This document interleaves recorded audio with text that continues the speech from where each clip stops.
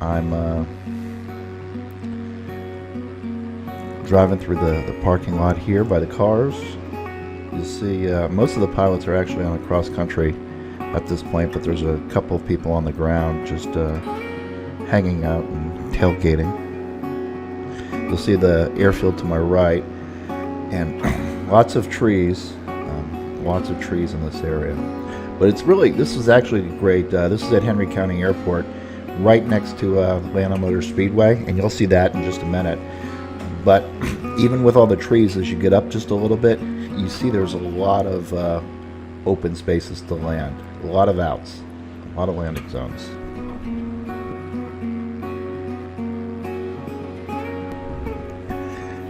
So right here, there's another field that I'm coming up to. Really big field. There were a lot of these big fields around, so it was really great, and it wasn't a lot of development other than the Motor Speedway, of course, and the airport. But it was great to fly around, and we weren't really disturbing anything. Great scenery. Over here, it's there. There's another paramotor pilot, as you see right here. He's just flying around and goofing off with me. We're all just kind of decided to stay local while the others went on a 20-mile cross country, 20 miles down and back.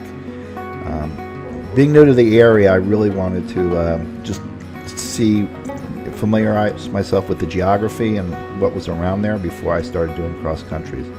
But again, you'll see here I've just crossed over one field, and there's another field there to my left, and so there's lots of stuff. In the distance, you'll see there's a Georgia Clay area. They're doing some development there, and they've got some fires burning to clear out some of the stuff. And then over to the left area is the Motor Speedway.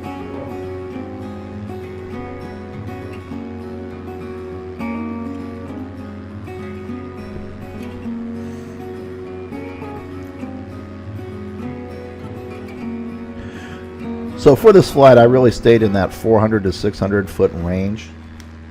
People ask.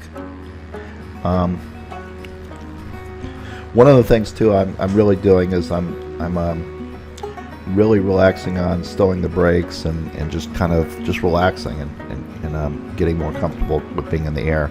As I've been doing it, I started in December, and so this is February. So I've only been flying for a few months. So I'm really trying to get comfortable.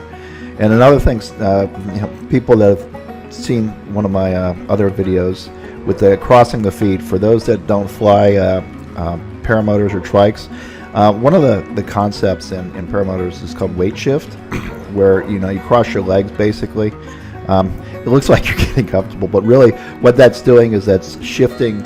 If you're getting pushed in a certain way, you shift, and then that helps you. It makes it easier to turn in that direction. Then it also keeps you straight if you're getting pushed on the other way. You're being supported by a parachute, so you're hanging down by the strings, and so it's like if you have a yo-yo or when the hypnotist used to use the stopwatch or whatnot. You're underneath, and you can move left and right and whatnot. So it really depends on the wind. And the wind wasn't really bad at all. There were a couple small gusts and stuff that would moved me a little bit, but for the most part, it was a really smooth night.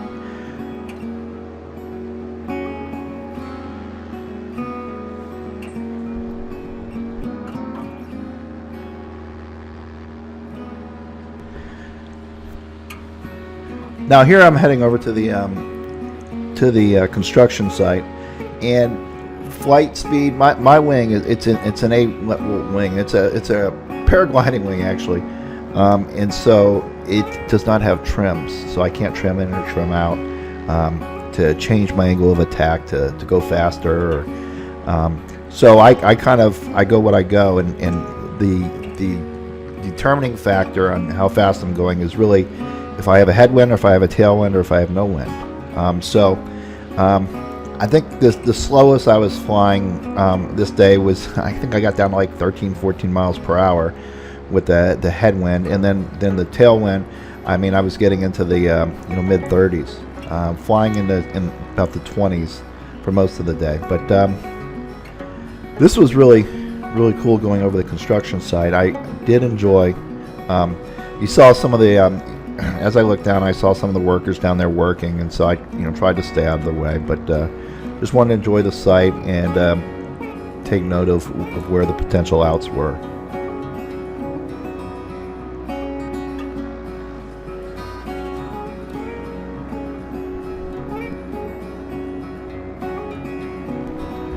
So one of the things I didn't realize is I couldn't remember if I turned the camera on or not. And so I did flip it on and off a few times to see if I had it on. I forgot to wear my, I have a remote that I wear on my wrist, and I didn't have it when I took off, and I was about to walk back to the car to get it. But this is all part of the same flight. Now you'll see here I'm actually right next to the Atlanta Motor Speedway. I stay in the parking lot. I skirt near near the racetrack. I obviously don't want to fly like directly over it, but I skirt near it and kind of come up to and kind of kiss it at some point in my videos. But it's really cool to see it. You go to the races and you see the helicopters flying over and wonder what the view's like from up there. And I can tell you it's a pretty cool view. It's also great parking lots because they've got lots of outs. It's huge parking lot, and right next to it you see a whole bunch of fields next to it.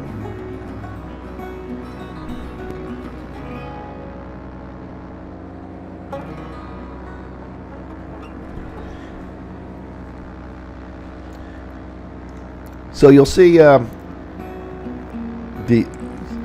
when I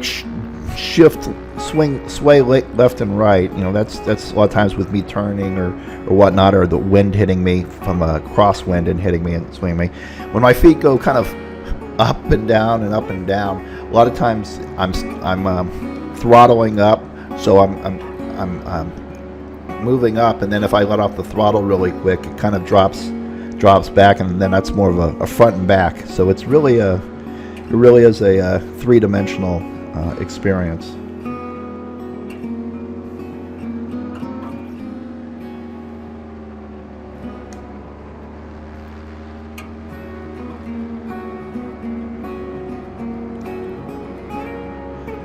So one of the great things about the paramotoring is, the first time you go to the school and you're like, okay, I'll probably fly in a few days, and when they send you, it's like, oh shucks. They tell you to hit that throttle, and you're off the ground, and it's a pretty cool feeling. But you're like, how am I going to get down? And the one thing you find is it's as long as you just practice the basics and you develop in an iterative way. So it's you build upon what you learned in the last thing that the teachers taught you. It really is not that difficult, and that's the same thing with flying. They had a cross country. I decided I wasn't going to go because I wasn't familiar with the geography. I wanted to learn the geography first. I used this day to learn that geography, and now I think next time as they go, and I knew that they were talking about there were some winds initially, but they were dying down. I didn't want to get caught in a situation where I was 20 miles away and I was coming back at like 3 miles per hour because of too strong of a headwind. So turned out it wouldn't have been that bad at all, but better safe than sorry. So here I am actually trying to set up, based on the way I took off, the windsock was blowing in one direction, so I was setting up in the way that agreed with what the windsock was when I took off. But I looked down and I noticed the windsock had shifted, and one of the guys that was flying with us, he had issues with that when taking off, and that every time he set up the wing, the wind just kept shifting on him. And so here I am actually switching directions on the field where I'm landing to get just a better approach.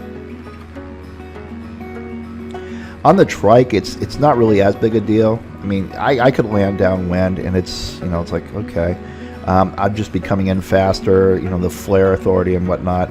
I've got the wheels though, and so it's not like I'm going to hurt my legs or anything. But Still best practices. You just want to do it right, because there's going to be that one time where it does matter, and so proper preparation brings on proper results. Someone once told me.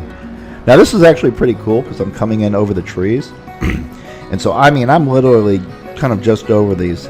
I have enough throttle. I'm coasting right here because I want to get down and bleed altitude, but I had enough throttle to make sure that I'm not, even if I had an engine out, I'd get over. So I mean, you'll see the landing is really it's super smooth. You just come down. I do pop my wheel up because I think when I landed, I hit the throttle a little bit because I wanted to maintain control of the wing, but I was a little premature in that. So here it's just kiting over, making sure that I don't have to pack the wing up and then carry it all the way over to the car. So you know, I go over to my Jeep and I actually set the wing down right next to my Jeep, and so it's you know, a 5-foot walk from where the wing is to my car. So thank you for watching the video.